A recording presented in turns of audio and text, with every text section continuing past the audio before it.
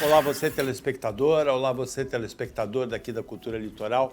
A partir de agora você acompanha a Opinião 2.0, edição desta segunda-feira.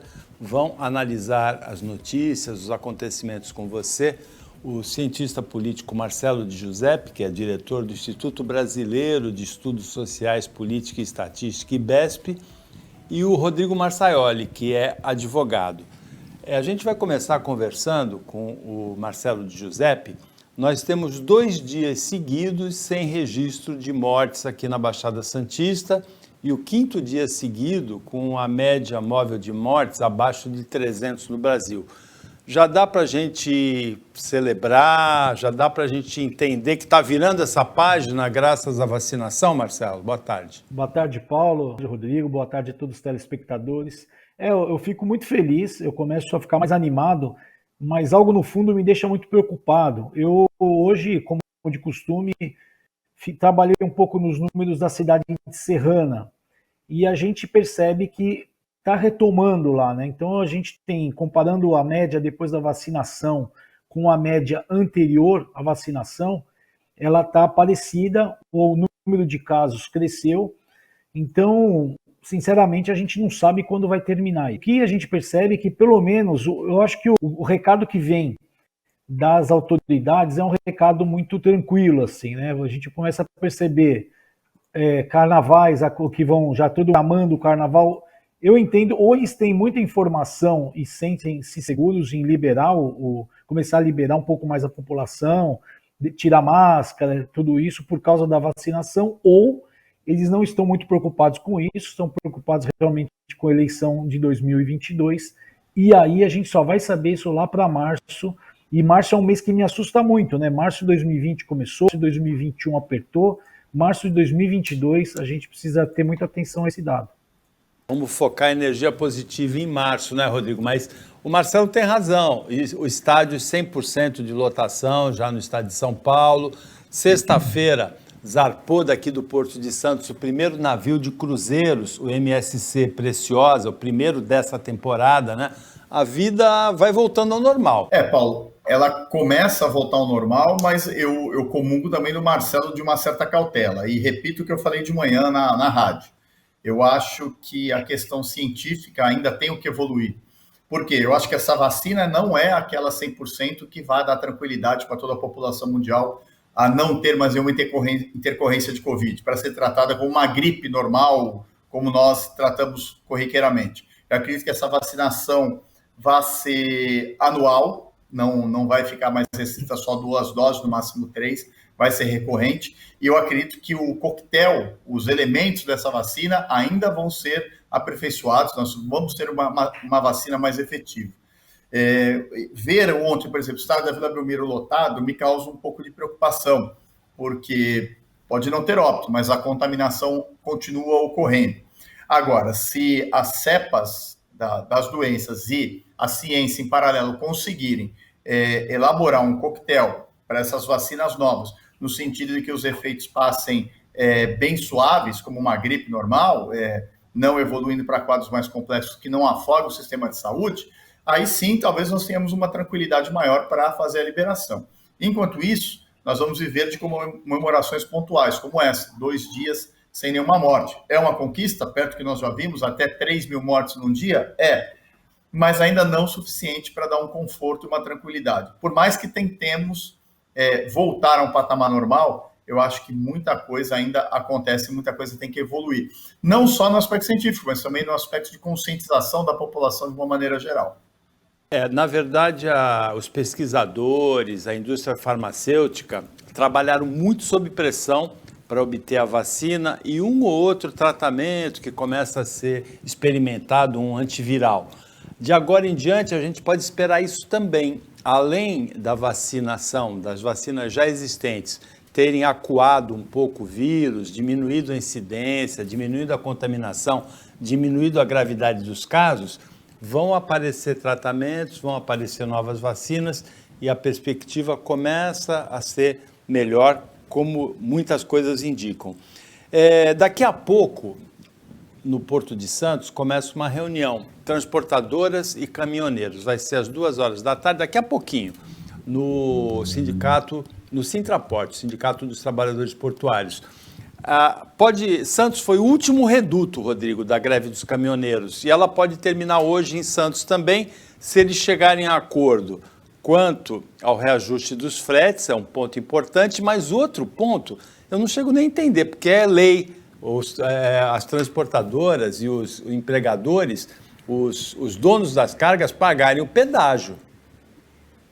Sim, Paulo, eu acho que o movimento paredista aí, né, o grevista aí dos caminhoneiros, ele perdeu muita força desde que nós tivemos aquela movimentação do governo Michel Temer, que realmente parou o Brasil, em que eles mostraram a força da categoria e a importância deles na economia brasileira.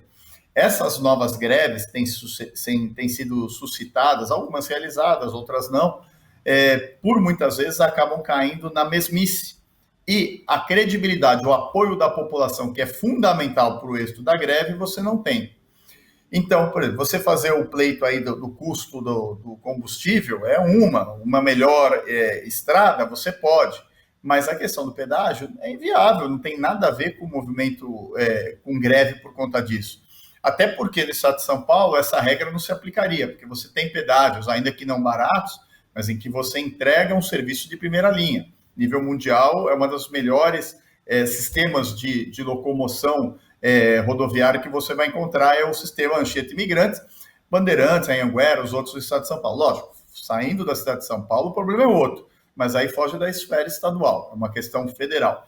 Então, eu acho que o pleito deles pode ser colocado na mesa para conversar. Se o intuito era causar uma mobilização, uma sensibilização da população, negativo, não vejo isso de maneira nenhuma. Eu vejo mais aquele comentário, poxa, de novo, vai começar isso aí toda hora, vamos começar a reclamar, e nada anda, agora a gente precisa que a pandemia está terminando, a gente precisa fazer a economia girar, todo mundo passando necessidade. Então, veja que as prioridades de cada lado não estão alinhadas. Então, o insucesso é provável que aconteça. Um aspecto político aí interessante para o Marcelo de Giuseppe analisar. Os caminhoneiros, em tese, uma boa parte da categoria é aliada do presidente Jair Bolsonaro. Fizeram, no final do governo Temer, um movimento que paralisou o país, assustou o país, e depois de 3 anos, praticamente, o governo Bolsonaro, a gente está no final do 3º ano, a situação dos caminhoneiros hoje é pior do que na época do governo Michel Temer, não é, Marcelo? Mute, põe o som, Marcelo. Vamos lá. Esse problema de caminhões, de caminhoneiros, não começou agora. Na verdade, foi uma semente danada que foi colocada lá em 2008, 2009, onde se tinha dinheiro fácil para a compra de caminhões. Existe um excesso de caminhões para carga, o dono da carga tem uma oferta muito grande de caminhoneiros, paga cada vez menos, e o custo aumentou também para o caminhoneiro. Na verdade, não existe paliativo. E existe um outro ponto, Paulo, importante, existe uma pauta toda de meio ambiente que vem acontecendo e vai cada vez mais apertar, e o transporte rodoviário é aquele que emite mais CO2 por tonelada, 1,2 contra o ferroviário 31,2, navegação 20 e a cabotagem 18,8. O que eu quero dizer hoje, no meio de 2021, é que daqui a alguns anos a gente não vai ter o transporte rodoviário em excesso. A gente vai ter cada vez mais ferrovias e transportes menores, trajetos menores para os caminhões. Então não é Bolsonaro, não é ninguém que vai resolver o problema deles. É um problema de mercado que eu acho que eles tinham que prestar atenção, foram muito mal informados e na verdade, existiu ali um estímulo muito grande para a compra de caminhão. Eu lembro de abrir revistas como Veja, Isto É, e tinha ali toda a propaganda de financiamento fácil para caminhões. A gente via facilmente que aquilo não ia dar certo depois de alguns anos. O Bolsonaro, claro, que usou politicamente isso, aliás, era uma pauta que todo mundo queria abraçar, só que ao mesmo tempo, Paulo, a gente vê que existe sim um apoio muito grande e uma relação muito forte ali entre o Tarcísio, que é o ministro do Bolsonaro, o ministro de Infraestrutura, com os caminhoneiros. Existe uma conversa franca entre eles, mas o Bolsonaro não vai resolver o problema do do mercado e, mais do que isso, a gente tem muita pauta parada dentro do Senado que, quando deslanchar, vai prejudicar ainda mais o caminhoneiro. Ainda tem o seguinte, que é muito bem lembrado pelo Marcelo, o futuro que já está acontecendo em alguns lugares é o caminhão dirigido por controle remoto, sem caminhoneiro, dirigido tecnologicamente e sem emissão de carbono, porque é caminhão movido com energia elétrica. E isso não é um futuro para daqui a 20 anos, é um futuro que está batendo na porta. O caminhoneiro, e nós temos muitos telespectadores caminhoneiros, precisa pensar muito nesse momento, porque é o que aconteceu com os bancários, uma categoria poderosa, greve, e hoje a categoria está praticamente extinta, substituída pela tecnologia, né? Muitos empregos de bancários se perderam. Rodrigo, em São Vicente, eu queria ver se você, como advogado, conseguia defender essa dupla de ladrões de automóveis. Eles estavam tão seguros da impunidade, mas tão seguros, que eles contratavam guinchos para ir buscar os carros que eles estavam roubando, e na sexta-feira eles contrataram o mesmo guincheiro 4 vezes. Na quarta vez o guincheiro falou, opa, isso aí está esquisito. Foi num distrito policial e a dupla foi presa. O Brasil é um país que merece ser inventado ainda, né, Paulo? São peculiares as ocorrências aí criminais. É um crime? Com certeza é. Não é para rir, mas a circunstância com que envolve é que é engraçado, né? Veja, eles tinham certeza realmente da impunidade, tanto é que os crimes vêm acontecendo de formas sucessivas, e a certeza de que não existiria nenhuma desconfiança era tanta que usaram o mesmo guincho. Talvez, se tivessem justificado, como, olha, estou apreendendo esse veículo, sou de uma financeira, mas o guincheiro nem tivesse essa sensibilidade que ele foi, né? Ele foi perspicaz em perceber isso. E, por conta disso, acabou fazendo a denúncia. Mas o guincheiro também, vamos olhar pela ótica dele, 4 veículos no mesmo dia, se ele está desconfiado e não faz a denúncia, ele pode futuramente ser acusado de partícipe, coautor, ou de conivente com a situação encaminhada, ou até a receptação, por que não, né? Você não sabe a destinação que os carros vão depois, se você não conta a história como ela é. Então, na verdade, ele é curioso, engraçado o fato deles terem essa certeza, a cara de pau de fazer a ocorrência, né? Da maneira como estavam sendo feitos os furtos, né? E parabéns para o guincheiro que teve essa sensibilidade. E o dilema do guincheiro, né, o Marcelo Giuseppe? Denunciar ou não denunciar, eis a questão, né? Paulo, na verdade, o crime não é um bom negócio, é um ótimo negócio no Brasil. Você tem ali 2 a 5% de chances de ser descoberto, e quando é descoberto, você paga uma pena leve. Então, vale a pena ser criminoso no Brasil.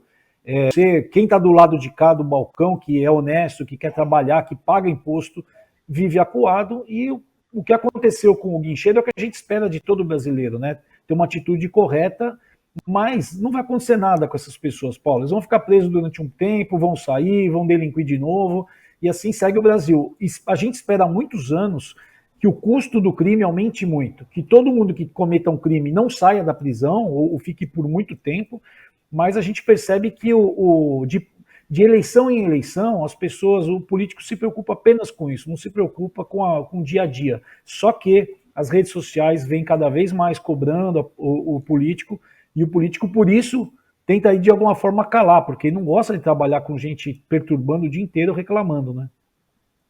Em Santos, no Gonzaga, um carrinho de milho pegou fogo na praia. Os banhistas primeiro ajudaram o carrinheiro, o dono do carrinho, e depois se solidarizaram. Foi um susto, né? O bojão explodiu, e arrecadaram quase R$2.000 para ajudar o dono do carrinho.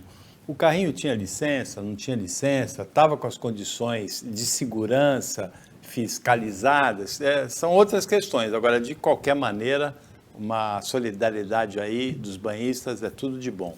O Opinião 2.0 volta depois do intervalo, que é rapidinho.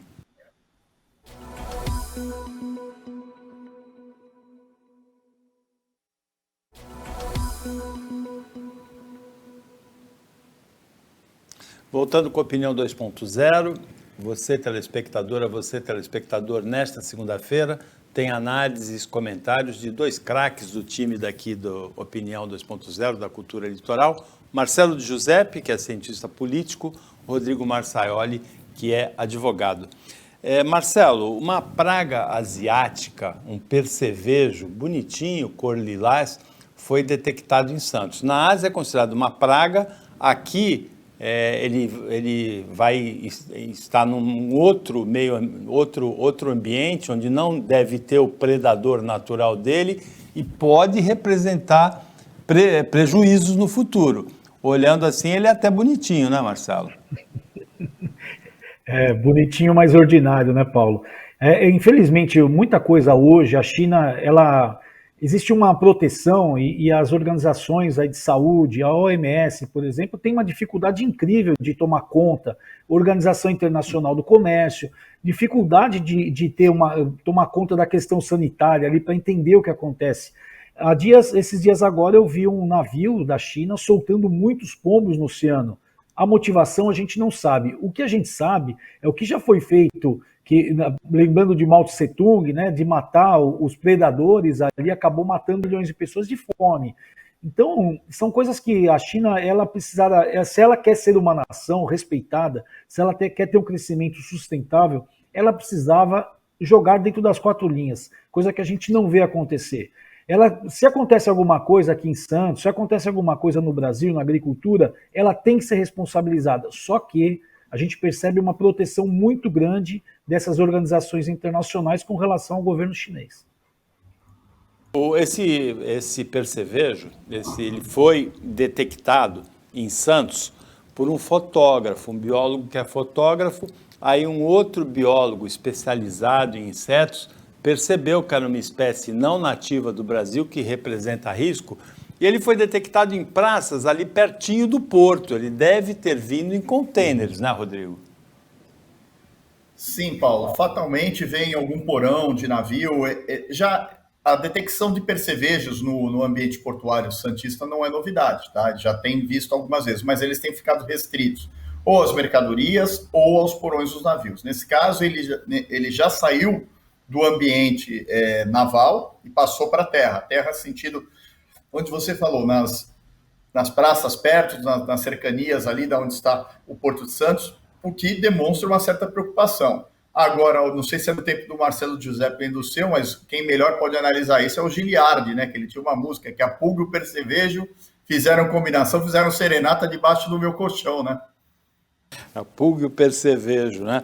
Esse percevejo aí pode representar prejuízo no futuro, prejuízo principalmente agrícola, né? Se ele chegar, era bom que ele fosse cercado em Santos. É difícil mesmo de controlar insetos pequenos como esses, que vêm no pallet, que vêm dentro do container, que vêm na carga às vezes, né?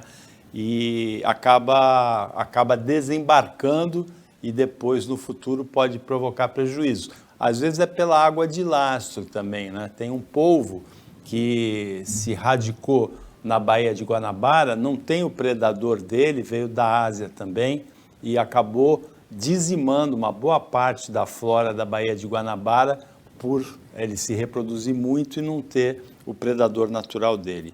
Por falar em Rio de Janeiro, o maior e mais antigo hospital psiquiátrico do país, o Instituto Nise da Silveira. A Nise da Silveira foi uma médica que lutou muito pela humanização do tratamento manicomial, porque até 30, 40 anos atrás era muito desumano como as pessoas, pacientes de doenças mentais eram tratados, eram classificados como loucos, isolados da família, em hospitais psiquiátricos, né? O último deles, o maior deles, é o Nise da Silveira.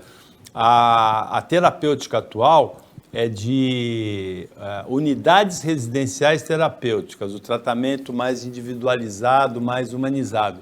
Aqui em Santos nós tivemos, há cerca de 30 anos, a desativação de um hospital desse tipo também, o Anchieta. Vai ter crítica porque tem o seguinte, o tratamento foi humanizado, mas hoje em dia a gente percebe muitas pessoas desequilibradas, com problemas mentais, nas ruas, não é, Rodrigo?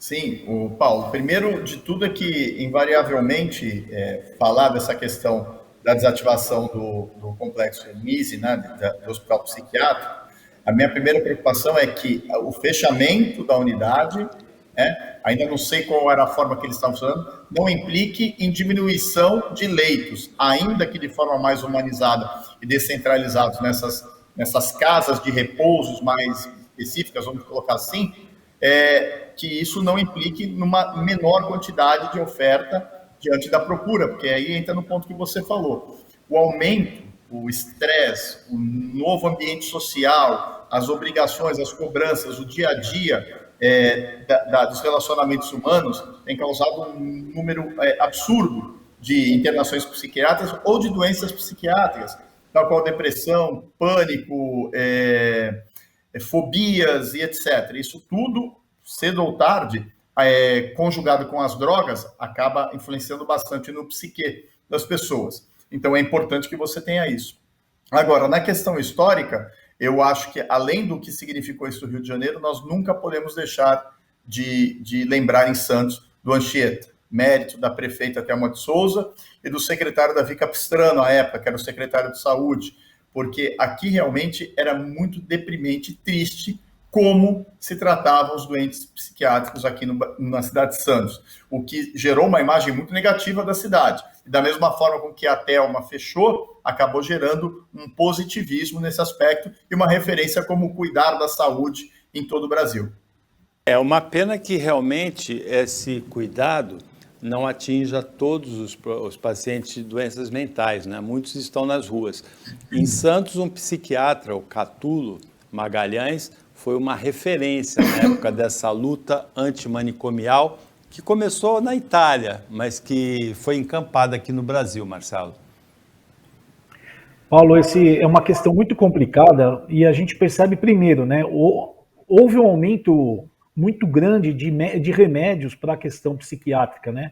E também de diagnósticos que você percebe que existe aí um certo excesso, né, no diagnóstico, coisas que poderiam ser tratadas de forma mais tranquila e acaba aumentando, dando um medicamento que acaba ocasionando ali uma certa dependência. Houve uma vitória muito grande com o fim daquela tragédia que eram os hospitais manicomiais. Em compensação, o que a gente percebe, e eu trabalhei na saúde pública e via isso diariamente, a família deixando para que o Estado cuidasse, e quando ficava internado também não visitava. Então era uma busca absurda por um lugar, e quando deixava essa pessoa, existia um abandono. As pessoas cobram que o Estado seja presente, mas elas não são presentes com a própria família. Quando você cita as pessoas de rua, é interessante que ninguém quer saber de pegar aquela pessoa, tentar entender quem é aquela pessoa, buscar a família para que a família seja responsabilizada. A partir do momento que ela está na rua, a responsabilidade é da sociedade. Não é. Primeiro é da família. Se eu tivesse, Deus me livre, um parente na rua, a primeira coisa que eu teria que fazer é tentar cuidar dele. Com o apoio do Estado, pode ser, mas existe um abandono muito grande, e se a gente vê só as fotos do hospital, a gente percebe que lá, mesmo se tivesse todo o atendimento possível, não era bom. E o outro ponto que a gente tem, Paulo, que é muito ruim, a gente tem muito poucos profissionais psiquiatras por 1.000 habitantes, por 100 mil habitantes. Então a gente tem um excesso de trabalho para esses profissionais que precisam de calma para fazer um diagnóstico e um bom tratamento. De um problema social grave, que é o problema das doenças mentais, para outro problema social bastante grave, que é o das drogas. No índice global de política de drogas, o Brasil ficou na rabeira, na lanterna. Em 30 países avaliados, o Brasil é considerado que tem as piores políticas de drogas desses 30. Para a gente ter uma noção, nos primeiros lugares, Noruega, Nova Zelândia e Portugal. O que é o primeiro lugar? É o alinhamento com as políticas das Nações Unidas para drogas. Nos últimos lugares, Uganda, Indonésia e Brasil, Marcelo. Paulo, eu adoro esses índices, adoro avaliar e gosto de entrar no coração do índice. Quando você vê quem é um dos propagadores do índice, quem é um dos financiadores, que é a Open Society Foundation, do George Soros, que é alguém a favor de drogas, é a favor de tráfico, a favor do uso contínuo de drogas pesadas. Quando você vê isso, para mim, o estudo acaba. A gente vê Portugal lá em cima, porque liberou as drogas, em compensação, aumentou muito o tráfico de drogas, começou a acontecer homicídios, começou a acontecer violência, prostituição em demasia. A gente também acaba percebendo que isso aí, existe uma pauta muito grande, Paulo, que não é brasileira, mas é mundial, de fazer com que a droga vire um bom negócio. Ela já é um bom negócio. E a partir do momento da legalização, ela vira um ótimo negócio e um péssimo para quem trabalha com ela e um péssimo negócio para a sociedade. Eu posso citar vários casos. Um dos casos, por exemplo, o condado de Humboldt, na Califórnia, onde não existia criminalidade, onde não era liberado a maconha. Começou-se tudo com a história da maconha como algo medicinal, ter uma fábrica para produzir óleo. Começou com essa história. Hoje, Humboldt virou crime organizado, o número de crime organizado, o número de homicídios aumentou demais. Por quê? Porque começa a se ter a maconha legalizada, por exemplo, em boutiques, que custam mais caro. O cara, como ele é liberado, ele pode se viciar à vontade, em compensação, na hora do vício, que ele precisa manter o vício, o cara vai comprar a droga do traficante. E aí começam as guerras, porque aumenta de forma exponencial o número de usuários. Então, sinceramente, me desculpa a minha sinceridade, um estudo feito, financiado pela Open Society Foundation, pela ONU, por quem quer que seja, para mim não merece nenhum respeito. Marcelo toca num ponto, fazendo o contraponto, né, dessa notícia, mas a verdade, Rodrigo, é que é a típica questão: se ficar o bicho pega, se ficar o bicho come, se correr o bicho pega. Ao contrário, né? Se correr o bicho pega, se ficar o bicho come. Onde é legalizada, aparece a criminalidade. Onde não é legalizada, a criminalidade domina, como aconteceu no México e como está acontecendo no Brasil também. Qual é a solução, hein, Rodrigo, para essa questão da droga? É uma questão praticamente impossível de você ter uma resolução, né? Porque, primeiro, passa pela manifestação de vontade das pessoas, né? O direito e a vontade de utilizar a droga ou não, né? Veja, você só tem o traficante, só tem o tráfico, só tem as pessoas, a criminalidade, o índice de muitas de dependência em drogação, porque tem alguém que consome e alguém que fornece, tá? Então, isso acaba passando, até pegando um ganchinho do que o Marcelo falou, com a experiência dele de secretário de saúde, que foi da família. Muitas vezes, e a mesma na educação, né? A família na educação, na questão do tratamento dos doentes, tudo. Hoje, os valores sociais, os valores familiares são bem diferentes. Não estou falando como paladino da obrigação moral, ética e cívica, não. Mas a educação vem de casa. A base forte vem de casa. Uma criança, adolescente, um jovem suscetível, sem base, sem valores, é muito mais fácil dele ser corrompido pelas drogas do que aquele que tem um canal aberto, que a família consiga entender, que consiga visualizar. O que eu tenho visto muito em famílias, Paulo, famílias que têm problemas com drogados em gerações anteriores, os filhos, os descendentes deles, sendo primos, sobrinhos ou não, quando vêm, tem uma boa ideia de quão ruim é, tá? Mas, novamente, nunca imputa o problema jogando no colo do Estado. O Estado, ele pode agregar, ele deve fornecer os meios. Até porque a gente paga tributo, é para isso mesmo, é para uma contrapartida. Mas daí dizer, apontar o dedo, o problema é do governo que não dá, já vai uma grande diferença. Por quê? Na questão das drogas, pela dependência química, pela doença que você só vai conseguir controlar quando você tiver uma sinergia entre pais, os drogados, família, estrutura do poder público e até terceiro setor quando se envolver, né? Caso contrário, nós vamos continuar tendo um índice sempre geral, como você falou, de políticas de drogas grandes, com um problema enorme para a saúde pública, porque essa conta no final descamba na saúde pública, e você não vai resolver o problema. Vai ter uma geração frustrada, uma geração acabada, e uma geração acabada significa que o país não vai ter o que oferecer lá na frente, não tem como crescer. Como o Marcelo disse, é um dos negócios mais lucrativos do mundo, seja legalizado ou não, seja droga lícita ou não. Quando ela provoca dependência, ela é sempre uma droga, a palavra já fala, e é muito difícil lidar com isso. É difícil de lidar para a família, é difícil de lidar para a autoridade policial, é difícil de lidar para a saúde pública e com o governante. A droga é um dos grandes problemas da humanidade atual. Opinião 2.0 volta depois do intervalo, rapidinho.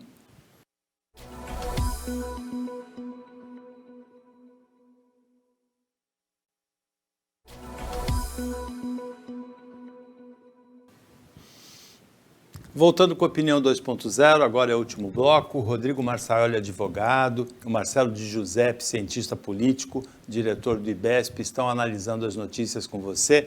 E nesse último bloco nós temos duas pautas políticas muito interessantes de serem analisadas. A primeira é que existe um acordo mais ou menos estabelecido aí, não formalizado, entre dois partidos, o PP e o PL, para que a chapa Bolsonaro-vice no ano que vem tenha o Bolsonaro num dos dois e o vice, que não deve ser o general Mourão, no outro. O PP era o partido do Paulo Maluf, foi muito tempo o partido do Jair Bolsonaro, são dois partidos do Centrão. Agora, o curioso aí, Marcelo de Giuseppe, é o PL. A gente viu ressurgir há pouco tempo um dos astros do Mensalão, Roberto Jefferson, fazendo pose de arma e apoiando o presidente Jair Bolsonaro. Roberto Jefferson foi o delator do sistema, mas foi condenado na época do Mensalão, há 15 anos atrás, 14 anos atrás. O outro personagem lá, dos principais protagonistas do Mensalão, também preso, também condenado, foi o Valdemar da Costa Neto, que aqui em Santos a gente conhece bem, foi diretor daqui da Codesp, empresa que administra o Porto, é um político de Mogi das Cruzes, conhecido como Boy, né? Ele gravou nessa semana um vídeo convidando o Bolsonaro e os simpatizantes para se filiarem ao PL, Marcelo. Olha aí o Boy, o Valdemar da Costa Neto. Paulo, sim, vamos lá, uma campanha presidencial custa muito dinheiro. Quem tem dinheiro são os partidos, né? Então, o Bolsonaro precisa aterrissar num desses partidos. O PP, eu entendo, né, que ele vai acabar indo para o PL, Paulo, porque o PP ele tem ali um laço de amizade, e o que o PP quer, não só o PP, Paulo, está todo mundo preocupado em quem vai ser presidente da República. O PT, o PTB, todos os partidos estão preocupados em fazer bancada. Quanto mais deputados, mais dinheiro você tem. E ficou muito claro, eu sempre falo a mesma, eleição do Bolsonaro, ela clareou a visão de muitas pessoas que não conheciam a política nacional. O Congresso tem muita força, o Congresso domina, o Judiciário começou a fazer esse trabalho. Então, o PTB do Roberto Jefferson gritou muito porque ele precisa ter, no mínimo, 12 deputados para que ele continue recebendo dinheiro do fundo eleitoral. Então, ele sabe que trazendo o Bolsonaro e mais alguns deputados, ele conseguiria fazer ali mais nomes, porque tem que ficar claro também para a população que 80% de quem está sentado hoje numa cadeira foi puxado por deputados com muitos votos, como, por exemplo, Joyce Hasselmann, como Eduardo Bolsonaro. O PT sabe disso, o PT também quer fazer bancada. Agora, o PL, o Bolsonaro, eu acho que ele percebeu que vai jogar duro caso ele não vá. Então, eu acho muito mais fácil ir para o PL, agrada ali o Valdemar Costa Neto, coloca alguns deputados no PP, tem ali seu tempo de televisão para poder mostrar o que ele faz, porque ele não consegue colocar isso na televisão, não consegue colocar na rádio. A live dele de quinta-feira não atinge quase ninguém, atinge sempre os bolsonaristas, ele precisa disso. Outros partidos podem chegar perto do Bolsonaro? Sim, PSC e também o PTB. Mas eu acho que ele vai acabar indo para o PL. Ele não deve ir para o PP, não, por causa dessa... Ele percebeu que o Arthur Lira, que o Ciro Nogueira conseguem conversar com ele numa boa, sem colocar a faca no pescoço. Nós estamos registrando essa declaração do Marcelo para cobrar na frente, na época em que o presidente se filiar a um partido, não é, Rodrigo? Sem sombra de dúvida, Paulo. Vamos ver se ele está bom de adivinhação aí ou de sensibilidade, mas eu não tenho nem cabedal para jogar a opinião do Marcelo aí, porque ele tem muito mais sensibilidade do que eu, da onde o Bolsonaro podia se direcionar. Agora, eu só não me realmente um cara da estirpe desse nível do Valdemar Costa Neto ser um agente político com influência no Brasil. É realmente a certeza da impunidade. Nós estamos muito mal de políticos, muito mal mesmo. Se 2 ou 3 conseguir salvar de todas as esferas nesse nível, é muita coisa. Então, eu ainda acho que o Brasil vai continuar na mesma sofrência aí, parafraseando a Marília Mendonça, até muitas gerações ainda na frente. Muito ruins de políticos nós estamos. Realmente, se a gente pensar bem, nós temos como líder das pesquisas da campanha presidencial um ex-presidente que foi presidiário, condenado por corrupção, com provas, ainda que o processo tenha sido anulado. Temos aí do lado do presidente Jair Bolsonaro, que é candidato à reeleição e que é o segundo colocado nas pesquisas, figuras de passado tenebroso, como esse Roberto Jefferson, esse Valdemar da Costa Neto. Realmente, como presidente da Câmara, a gente tem um condenado também por rachadona, era um canyon, né? Não era rachadinha, o Arthur Lira tinha lá em Alagoas. O Rodrigo tem razão, a gente está muito mal de político. E de ministro do Supremo, como é que a gente está, Marcelo de Giuseppe? A ministra Rosa Weber concedeu liminar contra as emendas do relator. Aí tem 2 pontos importantes aí a serem julgados. É interferência do Poder Judiciário, do Supremo, no Legislativo, no Congresso, ou a gente deve levar pelo lado de que a transparência é um princípio constitucional? Paulo, primeiro ligando no assunto passado, né? As pessoas têm que prestar muita atenção em quem vota para deputado e esquecer em votar em ideias. Vote na pessoa. É melhor uma pessoa de bom coração com ideia ruim do que uma pessoa com boas ideias que a gente sabe quem está lá, como você citou alguns nomes aí. É interferência sim, Paulo, mas essa interferência eu acho que foi interessante dessa vez, porque cutucou no Congresso. O político, nesse ano de eleição, ele quer dinheiro. Essa emenda de relator foi criada por uma senadora do Cidadania, Elisane Gama do Maranhão, que é de esquerda. Depois de criada, ela foi vetada pelo presidente da República. Quando esse veto voltou para o Congresso para aprovar o orçamento, foi aprovado pelos deputados da esquerda. Aí os deputados da esquerda denunciaram como sendo um dinheiro orçamento secreto, sendo que não existe orçamento secreto. Você pode ter acesso a qualquer orçamento, principalmente do governo federal, e tudo isso vem acontecendo. Agora, depois que eles colocaram lá uma pedrinha lá no STF, e também ninguém pode reclamar, porque o STF é fruto do Congresso que você que está aí em casa votou.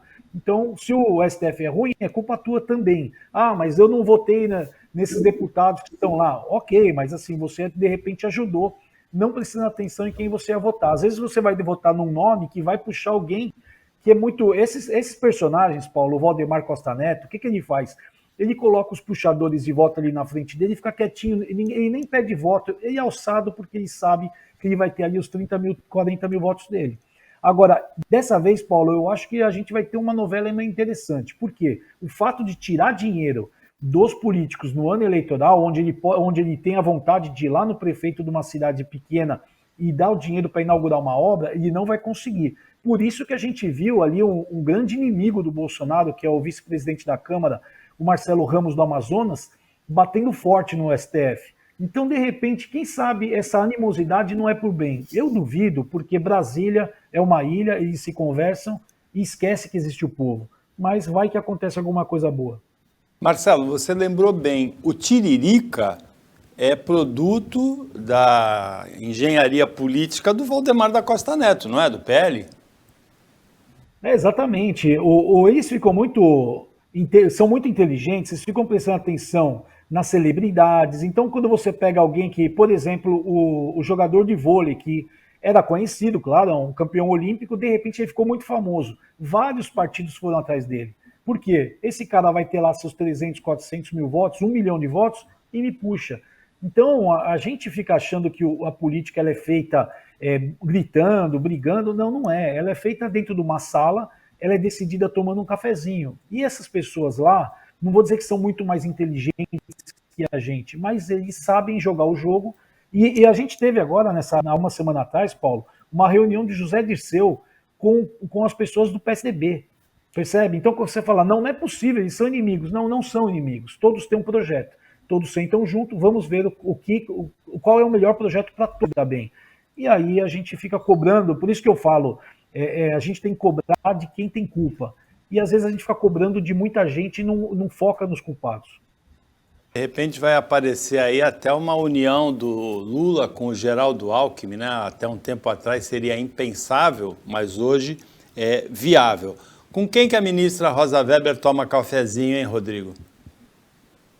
Ela tem os pares dela lá, alinhada mais com o Barroso, com a Carmen Lúcia, um pouquinho também com o de Moraes, não tanto. Mas é essa turma dela, né? É que nessa liminar ela tem bastante argumento. Agora, quando o Sérgio Moro vai a Brasília, toma um cafezinho com a ministra, não toma? Toma. Ela é simpatizante dele. Ela deu respaldo bastante ali na Lava Jato, nas decisões todas. Mas nessa questão das emendas do suposto, como eles chamam, orçamento, eu não gosto do termo, mas é esse que eles usam no jargão, ela tem bastante subsídio constitucional para liminar, porque é uma ofensa a um princípio basilar da Constituição, que é o princípio da transparência e da publicidade. Então, nesse aspecto, ela vai tentar enrolar, apesar de que, como o Marcelo bem está escondido, o secreto. Né? Mas a forma com que é distribuída as verbas e é disponibilizada é que implicam aí ofensa aos princípios da moralidade administrativa. Bom, Cubatão tem greve no transporte público, a empresa Fênix, os funcionários estão em greve. E para terminar, o acontecimento que mobilizou os meios de comunicação no fim de semana todo no Brasil foi a morte trágica, Marcelo, da cantora e compositora Marília Mendonça, um produto bem típico do nosso tempo, né? Que se popularizou pela internet com bilhões de visualizações e morreu tragicamente aos 26 anos. Paulo, se existe uma instituição que é muito respeitada no Brasil, é o CENIPA, né?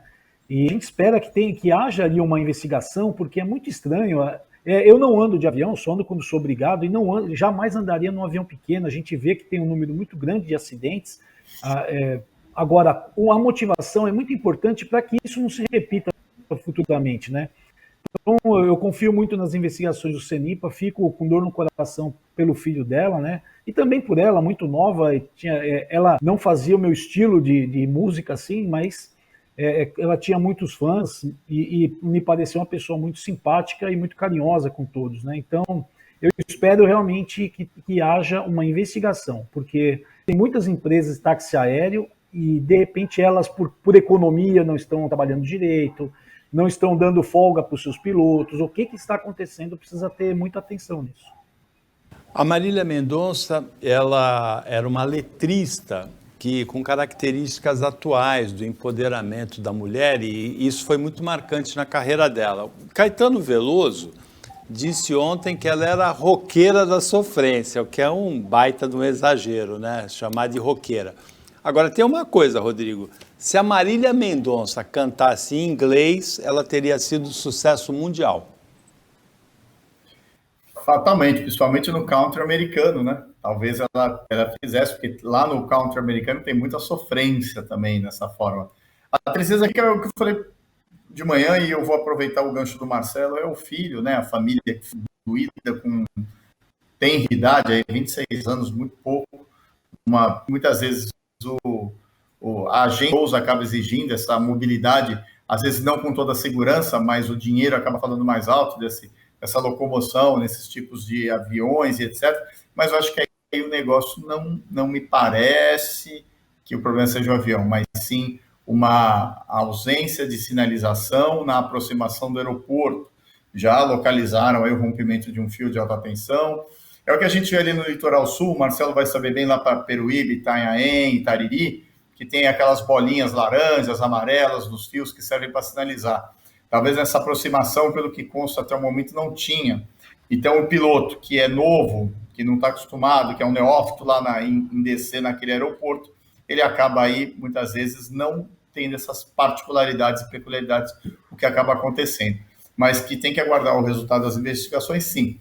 E a única crítica que eu faço é que, justamente, a imprensa um pouco, nesses eventos que mostram pessoas famosas, tipo ela, Paulo Gustavo, respeitem mais a família, não fiquem nesse sensacionalismo barato, essa urubulização que eu chamo, né? Parece uns urubus em cima da carniça, para que tenha o furo que a prima falou, o fulano, o melhor amigo, que às vezes não é melhor amigo. Isso é muito deprimente, Paulo. Você sabe da notícia, você vê, você reflete um pouco, acabou. Sensacionalismo, barato, não está com nada. A nossa imprensa precisa evoluir um pouquinho, ter um pouco mais de decência no fornecimento das informações e também em como colocar isso para a mídia de uma maneira sadia e não sensacionalista, que é muito triste.